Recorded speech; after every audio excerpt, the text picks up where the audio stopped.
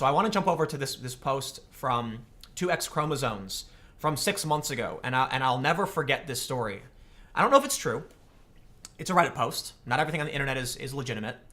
But whether or not the story is true or not, there's a message here that there's too many people, in my opinion, mostly on the left, who don't understand the importance of police, of national security, of borders, and there's a reason why porous borders are very dangerous. This is actually a probably good argument for the wall, because one thing that a lot of people don't understand is that while the wall will probably stop a lot of migrants who are just walking over with their families, it will hinder those who try to move back and forth between the border. And when we're talking about human trafficking, this is serious. I don't necessarily want to read through the entire story, but I can give you the gist of it. It's about a woman in Austin, Texas. Okay, this is America. It's close to the southern border. She was with her husband. She says, I was 21 years old. I was out with my husband and his 4 friends. It was me and 5 decent-sized men, and this still happened. We were all out drinking and having a great time. I had stopped on the busy street in front of one of the bars to talk to a door guy I knew, and my husband and the guys walked off in front of me. I had just said bye to the door guy and was trailing behind the guys about 15 feet. I was noticeably drunk. I was stumbling a bit. I'm a small woman, 90 pounds. Suddenly, a car pulls over next to me and rolls down the window. It's a charismatic, good-looking guy in his 20s. He goes, "Hey, I'm your Uber, get in," and unlocks the door. I looked over and felt ever so slightly off and went, "No, I didn't call an Uber," and kept walking. The car started rolling along next to me, and the guy is saying through the window, "No, you didn't call, your friend called. We're here to pick you up, get in." I stopped walking for the slightest second and glanced to the car with a funny face. By that point, I knew it was weird. It was already happening so fast, maybe 20 seconds went by so far. As soon as my eyes landed on the car, the driver turned to the back seat and said something fast in another language. The back door flies open, and there were 2 other guys sitting there, about his same age, and they were all Eastern European, maybe Greek with accents. My eyes went wide, and the guys lunged forward, grabbed me by the waist, and yanked me into the car. I was gone, and in the car in under a second. I screamed in the loudest, most blood-curdling way I could muster, "No!" My husband's best friend, about 15 feet ahead, hears me, stops dead in his tracks, and starts bolting towards me. The driver starts driving right away, and the guys in the back try slamming the door behind me. They had my wrists, but I stuck my leg between the car and the door right before he tried to slam it, so it bounced off my leg. And my husband's best friend grabs the door. They pulled my leg in and were able to shut the door and lock it. I'm screaming, they're driving away. The rest of my group is running to us. The bouncer we were in front of comes running to me.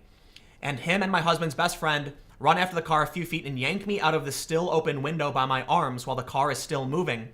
I'm screaming and kicking on my way out of the car. I kick the driver in the chest. They speed away, turned, and we're gone. I'm crying. My husband is crying. The bouncer calls the police to report it. It's a whole scene. I left immediately. I rushed home in a panic, and I didn't stay around for the report. The reason I'm reading this is that every so often there are these stories. They happen quite a bit. This one is, in my opinion, one of the scariest stories, assuming it's true. Whether or not it's true, it's an important story. In that even in a city like Austin, even when you're with 5 guys, when you're with your husband, okay, even if you feel like you're with your wife and she's safe with you, this kind of thing still happens. And I often feel like it's usually people on the left who dramatically underestimate the threats. But here's the thing. We have a saying, and most of us know this, better safe than sorry. So when I hear conservatives talk about how they want to have extreme security, when I hear about preppers who say they want to have a basement full of food and water, I don't care if you put 10 bolts on your door. Better safe than sorry. I don't think you need that much, but I'll tell you what. The people who really do believe they can tear down the walls and open their doors, they don't really understand how horrifying the world is. You spend even a few minutes searching through news and doing what I do, and you can easily find videos of people being kidnapped and murdered in the most horrifying and gruesome ways. You spend a year covering conflict and crisis, and you're a changed person. Police officers and firefighters have probably seen more than the average person will ever see in their lifetime.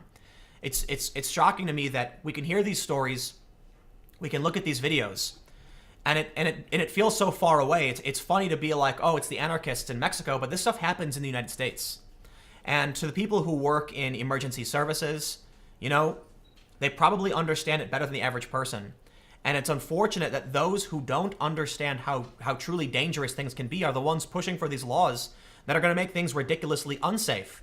And it's only then they'll wish they had better protections. But I'm going to end there.